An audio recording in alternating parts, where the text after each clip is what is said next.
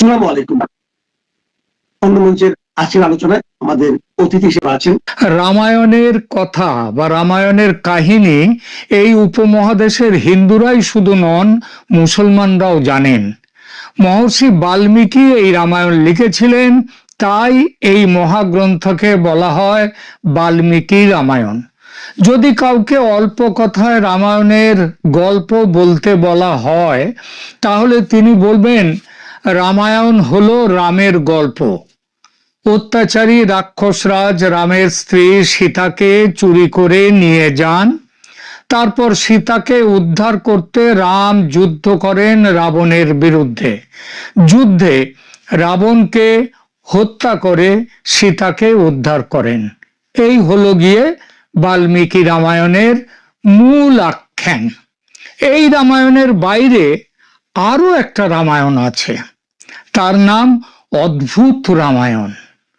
বটতলায় ছাপা কোনো বই নয়, শুদ্ধ সংস্কৃতে লেখা। এই বইয়ের বয়সও কয়েক হাজার বছর। এখানে রামায়ণের গল্প আছে, তবে সে গল্প অদ্ভুত। সীতা এখানে রাবণ ও মন্দোদরীর কন্যা, বুঝলেন? সীতা রাবণের কন্যা, রাবণ আর মন্দোদরীর। জন্মের পর ঈশ্বরের ভবিষ্যৎবাণী অনুসারে কি ভবিষ্যৎবাণী ছিল? এই কন্যা তার পিতা রাবণের মৃত্যুর কারণ হবে, তাই তাকে মাটিতে পুঁতে রেখে আসেন রাবণ। কোথায় গিয়ে মাটিতে পোতেন?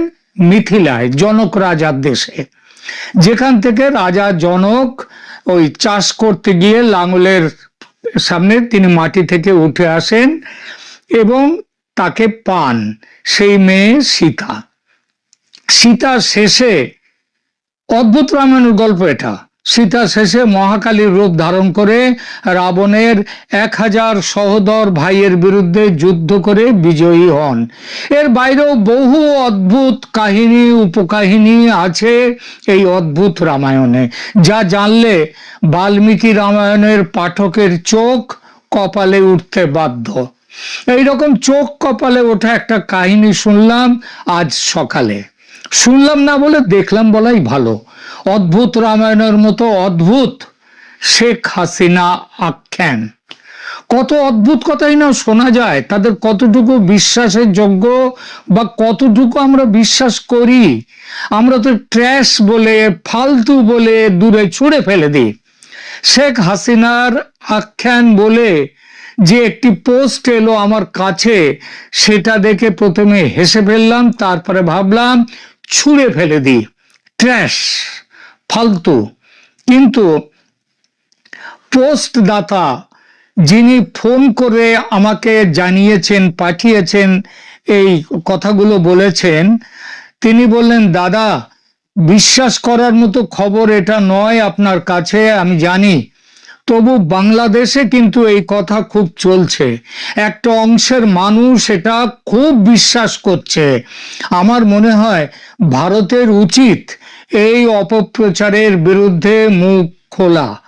ভারত সরকার যদি কিছু না করে, আপনি অন্তত আপনার চ্যানেলে বিষয়টা নিয়ে কিছু বলুন। নইলে এই ডিসইনফরমেশন ক্যাম্পেইন যেভাবে চলছে, তাতে দুদেশের সম্পর্ক আরো খারাপ হবে। এবং আজ যারা অন্তত আওয়ামী লীগের কর্মী সমর্থক, যারা ভারতকে সুনজরে দেখে, ভারতকে বন্ধু ভাবে, তারাও পর্যন্ত তাদের মধ্যেও একটা অন্যরকম ধারণার সৃষ্টি হবে। এবং এমন খারাপ সে ধারণা যে ভবিষ্যতের সম্পর্ক ভালো হওয়ার পথ নাও থাকতে পারে। এতটা শোনার পর সিদ্ধান্ত নিলাম বিষয়টা নিয়ে কথা বলবো কথা। তবে তার আগে যে লেখাটি আমাকে পাঠিয়েছেন বাংলাদেশ থেকে আমার সেই দর্শক, সেটাকেই ঘষে মেজে অনেক বাদশাহ দিয়ে তারপরে কিছুটা বলি। শুরুটা করেছেন 5ই আগস্ট 2024। বাংলাদেশের ইতিহাস এক অবিস্মরণীয় দিন। কিন্তু সেই দিনটি কি কেবল একটি গণ অভ্যুত্থান ছিল, নাকি পর্দার আড়ালে লেখা হয়েছিল অন্য কোনো চিত্রনাট্য? শেখ হাসিনা দেশ ছাড়লেন, কিন্তু কেন তিনি ভারতেই গেলেন? কেন আজ কয়েক মাস পেরিয়ে গেলেও তাকে জনসমক্ষে দেখা যাচ্ছে না?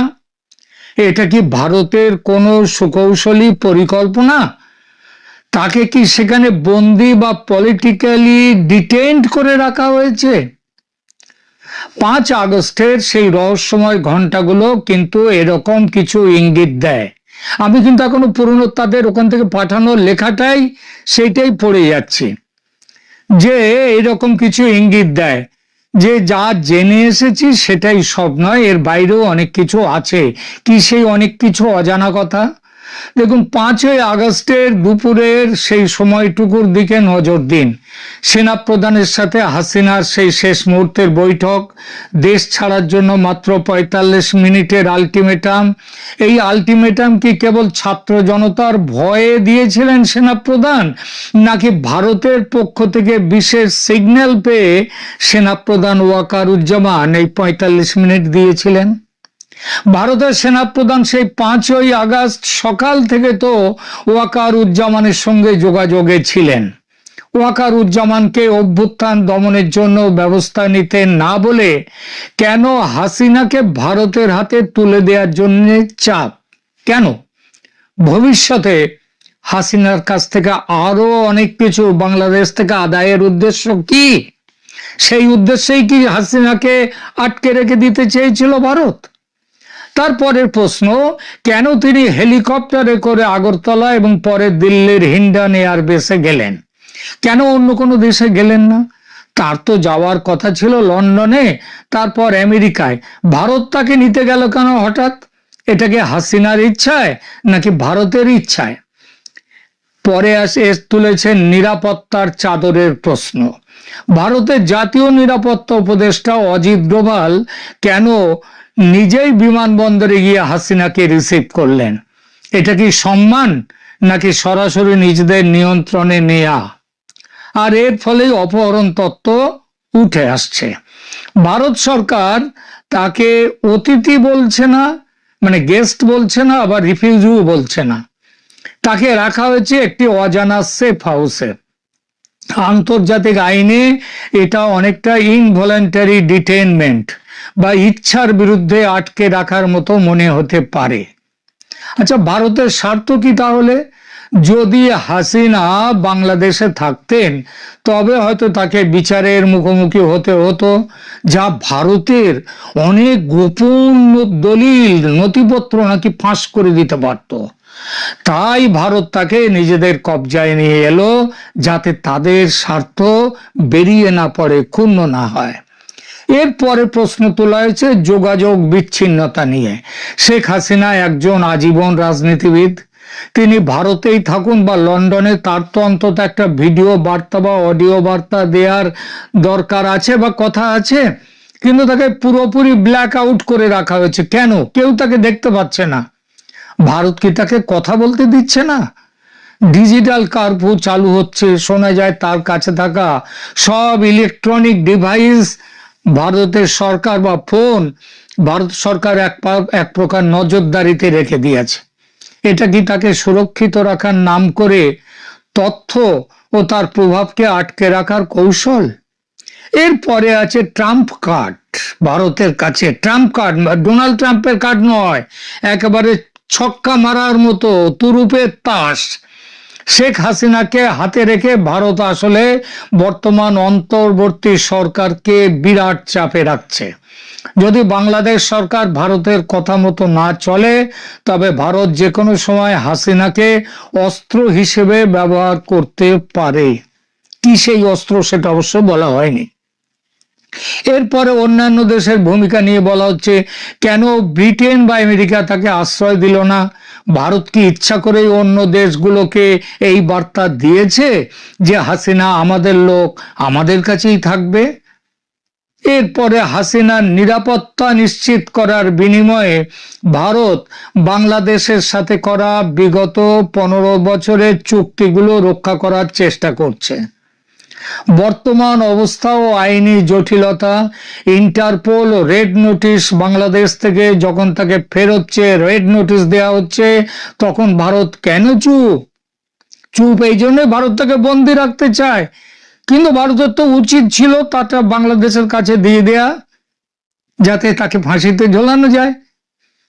প্রত্যর্পণ চুক্তি, সেটা নিয়েও কথা। বাংলাদেশ ও ভারতের মধ্যে অপরাধী প্রত্যর্পণ চুক্তি থাকা সত্ত্বেও হাসিনাকে কেন ফেরত দেয়া হচ্ছে না, এই বিষয়ে ভারত একটা জবাব পর্যন্ত দিতে পারছে না ঠিকঠাক। ভারতের এই টালবাহানা প্রমাণ করে যে ভারত তাকে নিজেদের পরিকল্পনা মাফিক রেখে ধরে রেখেছে। সোশ্যাল মিডিয়ায় মানুষ প্রশ্ন তুলেছে, বাংলাদেশে হাসিনা কি ভারতের মেহমান নাকি কয়েদি? ভারত কি বিপদে? শেখ হাসিনাকে এভাবে আটকে রেখে ভারত কি বাংলাদেশের সাধারণ মানুষের চিরস্থায়ী ঘৃণা কুড়াচ্ছে না? এই কৌশলটা কি শেষ পর্যন্ত ভারতের জন্য বুমেরাং হবে? বাংলাদেশের বন্ধুর পাঠানো লেখাটির মোটামুটি বক্তব্য হচ্ছে এইটা। কিন্তু আমার মনে হলো অদ্ভুত রামায়ণের অদ্ভুত কথার মতো এই পোস্টের কথাগুলো যদি এখানে এই অবস্থায় রেখে শেষ করি এই এপিসোড, সেটা যে শুধু অন্যায় হয় তা নয়। এটা শুধু শেখ হাসিনার ওপর অন্যায় হবে না, অন্যায় করা হবে শেখ হাসিনার বন্ধু, বাংলাদেশের পুরনো বন্ধু ভারতের ওপর ভয়ঙ্কর অন্যায়। তাই যে প্রশ্নগুলো তোলা হয়েছে তাদের মধ্যে দু চারটের কিছু জবাব দেয়া যাক। এই আজব অভিযোগ মালা যেটা দেয়া হয়েছে তার জবাব অন্তত আমার মতো করে দিই। প্রথম প্রশ্ন, কেন শেখ হাসিনা দেশ ছাড়লেন ও অন্য দেশে না গিয়ে কেন ভারতে এলেন? কেন দেশ ছাড়লেন সেটা কি আজ নতুন করে বলার দরকার আছে? সবাই তো জানে। তবে সবাই জানলেও তারপরেও কারো কারো উর্বর মস্তিষ্ক যেমন এইসব প্রশ্ন তুলেছে, তেমনি এই প্রশ্ন তুলতেই পারে শেখ হাসিনাকে বন্দি করার উদ্দেশ্যে ভারতই বৈষম্য বিরোধী ছাত্র জনতাকে দিয়ে এই অভ্যুত্থান ঘটিয়েছে। অভ্যুত্থান ঘটিয়েছে কে? ভারত। কেন? শেখ হাসিনাকে উৎখাত করবে, বন্দি করে নিজেদের কাছে নিয়ে আসবে। কেন শেখ হাসিনাকে উৎখাত করবে? এতদিন তো উল্টো কথা শোনা যাচ্ছিল, শেখ হাসিনা ভারতের হয়ে কাজ করছেন। না, তাহলে বলাই যেতে পারে কারোর উর্বর মস্তিষ্ক থেকে বেরিয়ে আসতে পারে শেখ হাসিনা যত না ভারতের কাছাকাছি ছিলেন তার থেকে বেশি ছিলেন চীনের কাছে। চীন থেকে অস্ত্র কিনতেন প্রচুর, চীনের সাথে বাণিজ্য প্রচুর, এবং সেই জন্যই ভারতের রাগ।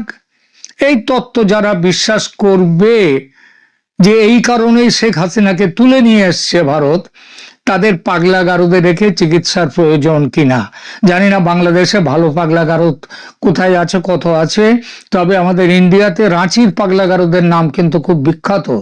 সেখানে মানে যারা এইসব কথা ভাববেন বাংলাদেশের, তাদেরকে রাঁচির পাগলা গারদে আনার চেষ্টা করবেন। যদি কারোর ওই ব্যাপারে ভিসার দরকার হয় আমাকে বলবেন, মেডিকেল ভিসা আমি ব্যবস্থা করার চেষ্টা করব এবং আশা করি হয়ে যাবে। দু চারজনকে করেও দিয়েছি ইতিপূর্বে। প্রশ্ন তোলা হয়েছে লন্ডন বা আমেরিকা না গিয়ে কেন দিল্লি? কারণ যেভাবে দেশ ছাড়তে হয়েছিল শেখ হাসিনাকে, তাতে দিল্লি সবচেয়ে কাছের, সবচেয়ে নিরাপদ, সবচেয়ে বিশ্বাসযোগ্য দেশ।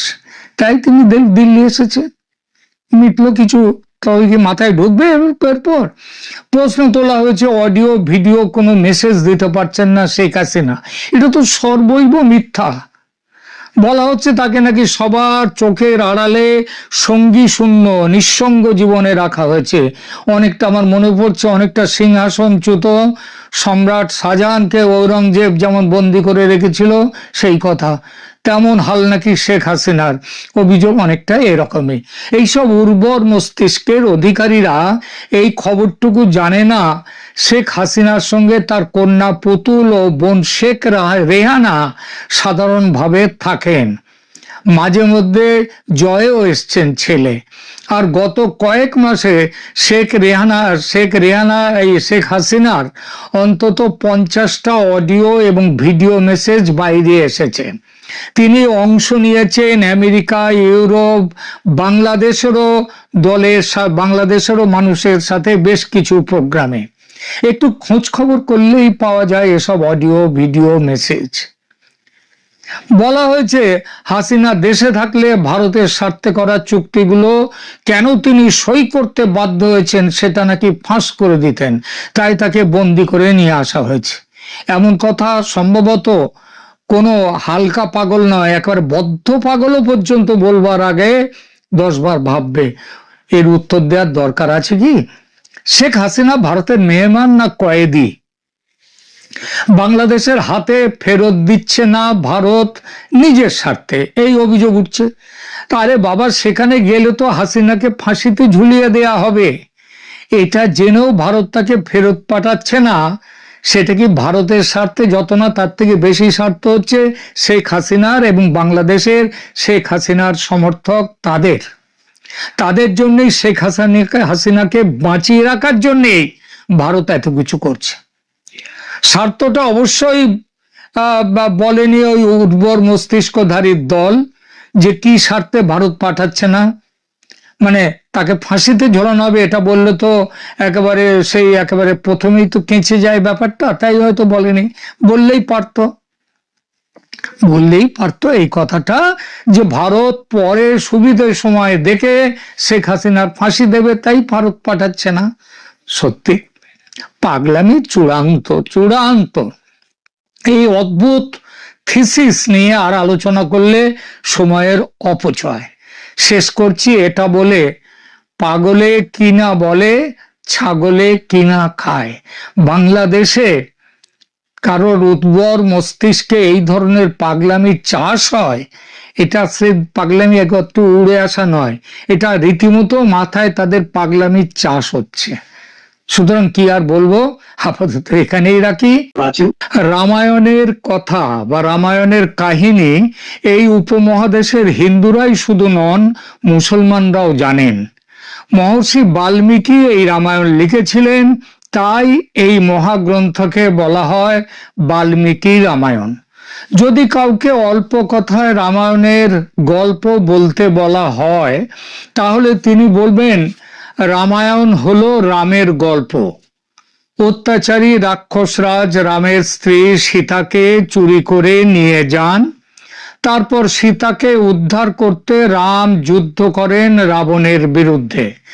যুদ্ধে রাবণকে হত্যা করে সীতাকে উদ্ধার করেন। এই হলো গিয়ে বাল্মীকি রামায়ণের মূল আখ্যান। এই রামায়ণের বাইরে আরো একটা রামায়ণ আছে, তার নাম অদ্ভুত রামায়ণ। বটতলায় ছাপা কোনো বই নয়, শুদ্ধ সংস্কৃতে লেখা। এই বইয়ের বয়সও কয়েক হাজার বছর। এখানে রামায়ণের গল্প আছে, তবে সে গল্প অদ্ভুত। সীতা এখানে রাবণ ও মন্দোদরীর কন্যা, বুঝলেন? সীতা রাবণের কন্যা, রাবণ আর মন্দোদরীর। জন্মের পর ঈশ্বরের ভবিষ্যৎবাণী অনুসারে কি ভবিষ্যৎবাণী ছিল এই কন্যা তার পিতা রাবণের মৃত্যুর কারণ হবে, তাই তাকে মাটিতে পুঁতে রেখে আসেন রাবণ। কোথায় গিয়ে মাটিতে পোতেন? মিথিলায়, জনক রাজার দেশে, যেখান থেকে রাজা জনক ওই চাষ করতে গিয়ে লাঙলের সামনে তিনি মাটি থেকে উঠে আসেন এবং তাকে পান, সেই মেয়ে সীতা। সীতা শেষে, অদ্ভুত রামায়ণের গল্প এটা, সীতা শেষে মহাকালীর রূপ ধারণ করে রাবণের 1000 সহোদর ভাইয়ের বিরুদ্ধে যুদ্ধ করে বিজয়ী হন। এর বাইরেও বহু অদ্ভুত কাহিনী উপকাহিনী আছে এই অদ্ভুত রামায়ণে, যা জানলে বাল্মীকি রামায়ণের পাঠকের চোখ কপালে উঠতে বাধ্য। এইরকম চোখ কপালে ওঠা একটা কাহিনী শুনলাম আজ সকালে। শুনলাম না বলে দেখলাম বলাই ভালো। অদ্ভুত রামায়ণের মতো অদ্ভুত শেখ হাসিনা আখ্যান।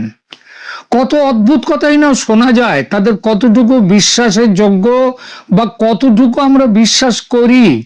আমরা তো ট্র্যাশ বলে, ফালতু বলে দূরে ছুঁড়ে ফেলে দিই। শেখ হাসিনার আখ্যান বলে যে একটি পোস্ট এলো আমার কাছে, সেটা দেখে প্রথমে হেসে ফেললাম, তারপরে ভাবলাম ছুঁড়ে ফেলে দিই, ট্র্যাশ, ফালতু। কিন্তু পোস্ট দাতা যিনি ফোন করে আমাকে জানিয়েছেন, পাঠিয়েছেন, এই কথাগুলো বলেছেন, তিনি বললেন, দাদা, বিশ্বাস করার মতো খবর এটা নয় আপনার কাছে, আমি জানি, তবু বাংলাদেশে কিন্তু এই কথা খুব চলছে, একটা অংশের মানুষ এটা খুব বিশ্বাস করছে। আমার মনে হয় ভারতের উচিত এই অপপ্রচারের বিরুদ্ধে মুখ খোলা। ভারত সরকার যদি কিছু না করে, আপনি অন্তত আপনার চ্যানেলে বিষয়টা নিয়ে কিছু বলুন, নইলে এই ডিসইনফরমেশন ক্যাম্পেইন যেভাবে চলছে তাতে দুদেশের সম্পর্ক আরো খারাপ হবে। এবং আজ যারা অন্তত আওয়ামী লীগের কর্মী সমর্থক, যারা ভারতকে সুনজরে দেখে, ভারতকে বন্ধু ভাবে, তারাও পর্যন্ত তাদের মধ্যেও একটা অন্যরকম ধারণার সৃষ্টি হবে, এবং এমন খারাপ সে ধারণা যে ভবিষ্যতের সম্পর্ক ভালো হওয়ার পথ নাও থাকতে পারে। এতটা শোনার পর সিদ্ধান্ত নিলাম বিষয়টা নিয়ে কথা বলবো কথা। তবে তার আগে যে লেখাটি আমাকে পাঠিয়েছেন বাংলাদেশ থেকে আমার সেই দর্শক, সেটাকেই ঘষে মেজে অনেক বাদশাহ দিয়ে তারপরে কিছুটা বলি। শুরুটা করেছেন 5ই আগস্ট 2024। বাংলাদেশের ইতিহাস এক অবিস্মরণীয় দিন, কিন্তু সেই দিনটি কি কেবল একটি গণ অভ্যুত্থান ছিল, নাকি পর্দার আড়ালে লেখা হয়েছিল অন্য কোনো চিত্রনাট্য? শেখ হাসিনা দেশ ছাড়লেন, কিন্তু কেন তিনি ভারতেই গেলেন? কেন আজ কয়েক মাস পেরিয়ে গেলেও তাকে জনসমক্ষে দেখা যাচ্ছে না? এটা কি ভারতের কোনো সুকৌশলী পরিকল্পনা? তাকে কি সেখানে বন্দি বা পলিটিক্যালি ডিটেইনড করে রাখা হয়েছে? 5 আগস্টের সেই রহস্যময় ঘন্টাগুলো কিন্তু এরকম কিছু ইঙ্গিত দেয়। আমি কিন্তু এখনো পুরনো তাদের ওখান থেকে পাঠানো লেখাটাই সেইটাই পড়ে যাচ্ছি, যে এরকম কিছু ইঙ্গিত দেয় যে যা জেনে এসেছি সেটাই সব নয়, এর বাইরেও অনেক কিছু আছে। কি সেই অনেক কিছু অজানা কথা? দেখুন, 5ই আগস্টের দুপুরের সেই সময়টুকুর দিকে নজর দিন। সেনাপ্রধানের সাথে হাসিনার সেই শেষ মুহূর্তের বৈঠক, দেশ ছাড়ার জন্য মাত্র 45 মিনিটের আলটিমেটাম। এই আলটিমেটাম কি কেবল ছাত্র জনতার ভয়ে দিয়েছিলেন সেনাপ্রধান, নাকি ভারতের পক্ষ থেকে বিশেষ সিগন্যাল পেয়ে সেনাপ্রধান ওয়াকারুজ্জামান এই 45 মিনিট দিয়েছিলেন? ভারতের সেনাপ্রধান সেই 5ই আগস্ট সকাল থেকে তো ওয়াকারুজ্জামানের সঙ্গে যোগাযোগে ছিলেন। ওয়াকারুজ্জামানকে অভ্যুত্থান দমনের জন্য ব্যবস্থা নিতে না বলে কেন হাসিনাকে ভারতের হাতে তুলে দেওয়ার জন্য চাপ? কেন? ভবিষ্যতে হাসিনার কাছ থেকে আরো অনেক কিছু বাংলাদেশ থেকে আদায়ের উদ্দেশ্য কি? সেই উদ্দেশ্যেই কি হাসিনাকে আটকে রেখে দিতে চেয়েছিল ভারত? তারপরের প্রশ্ন, কেন তিনি হেলিকপ্টারে করে আগরতলা এবং পরে দিল্লির হিন্ডন এয়ারবেসে গেলেন? কেন অন্য কোনো দেশে গেলেন না? তার তো যাওয়ার কথা ছিল লন্ডনে, তারপর আমেরিকায়। ভারত তাকে নিতে গেল কেন হঠাৎ? এটাকে হাসিনার ইচ্ছায় নাকি ভারতের ইচ্ছায়? পরে তুলেছেন নিরাপত্তার চাদরের প্রশ্ন। ভারতের জাতীয় নিরাপত্তা উপদেষ্টা অজিত ডোভাল কেন নিজেই বিমানবন্দরে গিয়ে হাসিনাকে রিসিভ করলেন? এটা কি সম্মান, নাকি সরাসরি নিজেদের নিয়ন্ত্রণে নেয়া? আর এর ফলেই অপহরণ তত্ত্ব উঠে আসছে। ভারত সরকার তাকে অতিথি বলছে না, মানে গেস্ট বলছে না, আবার রিফিউজিও বলছে না। তাকে রাখা হয়েছে একটি অজানা সেফ হাউসে। আন্তর্জাতিক আইনে এটা অনেকটা ইনভলেন্টারি ডিটেইনমেন্ট বা ইচ্ছার বিরুদ্ধে আটকে রাখার মতো মনে হতে পারে। আচ্ছা, ভারতের স্বার্থ কি তাহলে?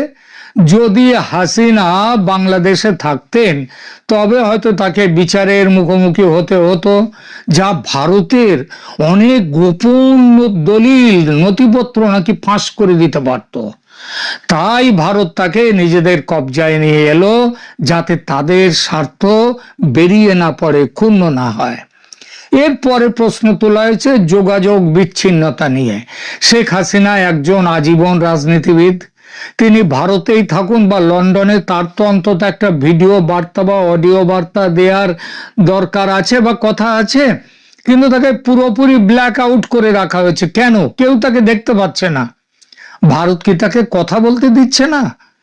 ডিজিটাল কারফিউ চালু হচ্ছে, শোনা যায় তার কাছে থাকা সব ইলেকট্রনিক ডিভাইস ভারতের সরকার বা ফোন ভারত সরকার এক প্রকার নজরদারিতে রেখে দিয়েছে। এটা কি তাকে সুরক্ষিত রাখার নাম করে তথ্য ও তার প্রভাবকে আটকে রাখার কৌশল? এরপরে আছে ট্রাম্প কার্ড। ভারতের কাছে ট্রাম্প কার্ড, ডোনাল্ড ট্রাম্পের কার্ড নয়, একেবারে ছক্কা মারার মতো তুরুপের তাস।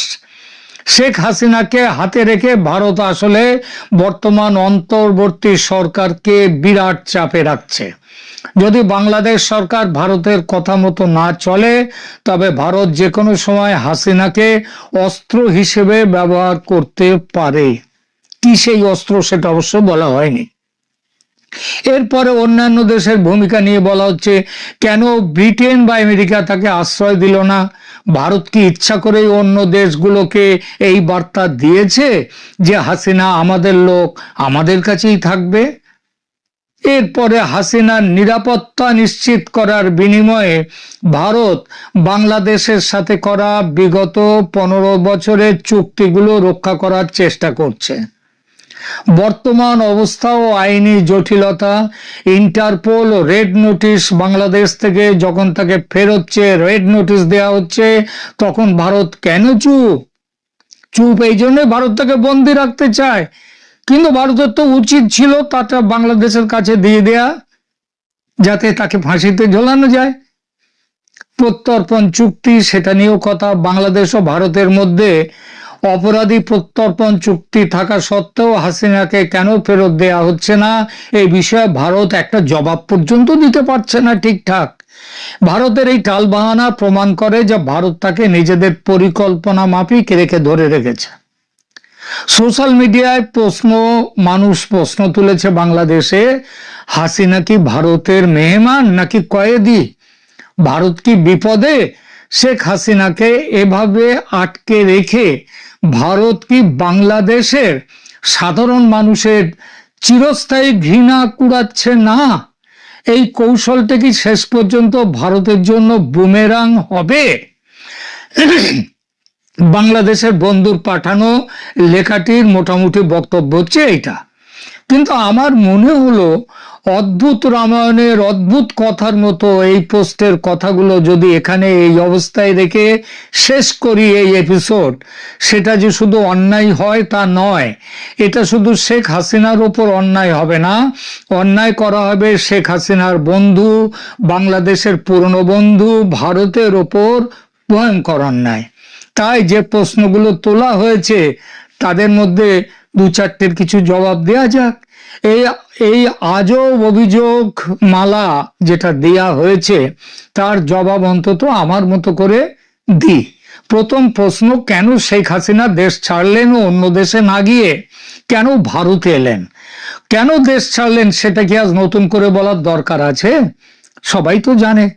তবে সবাই জানলেও তারপরেও কারো কারো উর্বর মস্তিষ্ক যেমন এইসব প্রশ্ন তুলেছে, তেমনি এই প্রশ্ন তুলতেই পারে শেখ হাসিনাকে বন্দি করার উদ্দেশ্যে ভারতই বৈষম্য বিরোধী ছাত্র জনতাকে দিয়ে এই অভ্যুত্থান ঘটিয়েছে।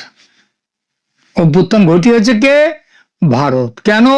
শেখ হাসিনাকে উৎখাত করবে, বন্দি করে নিজেদের কাছে নিয়ে আসবে। কেন শেখ হাসিনাকে উৎখাত করবে? এতদিন তো উল্টো কথা শোনা যাচ্ছিল, শেখ হাসিনা ভারতের হয়ে কাজ করছেন। না, তাহলে বলাই যেতে পারে কারোর উর্বর মস্তিষ্ক থেকে বেরিয়ে আসতে পারে শেখ হাসিনা যত না ভারতের কাছাকাছি ছিলেন, তার থেকে বেশি ছিলেন চীনের কাছে। চীন থেকে অস্ত্র কিনতেন প্রচুর, চীনের সাথে বাণিজ্য প্রচুর, এবং সেই জন্যই ভারতের রাগ। এই তত্ত্ব যারা বিশ্বাস করবে যে এই কারণেই শেখ হাসিনাকে তুলে নিয়ে এসছে ভারত, তাদের পাগলাগারদে রেখে চিকিৎসার প্রয়োজন কিনা জানি না। বাংলাদেশে ভালো পাগলাগারদ কোথায় আছে, কত আছে, তবে আমাদের ইন্ডিয়াতে রাঁচির পাগলাগারদের নাম কিন্তু খুব বিখ্যাত। সেখানে মানে যারা এইসব কথা ভাববেন বাংলাদেশের, তাদেরকে রাঁচির পাগলাগারদে আনার চেষ্টা করবেন। যদি কারোর ওই ব্যাপারে ভিসার দরকার হয় আমাকে বলবেন, মেডিকেল ভিসা আমি ব্যবস্থা করার চেষ্টা করব এবং আশা করি হয়ে যাবে। 2-4 জনকে করেও দিয়েছি ইতিপূর্বে। প্রশ্ন তোলা হয়েছে লন্ডন বা আমেরিকা না গিয়ে কেন দিল্লি। কারণ যেভাবে দেশ ছাড়তে হয়েছিল শেখ হাসিনাকে, তাতে দিল্লি সবচেয়ে কাছের, সবচেয়ে নিরাপদ, সব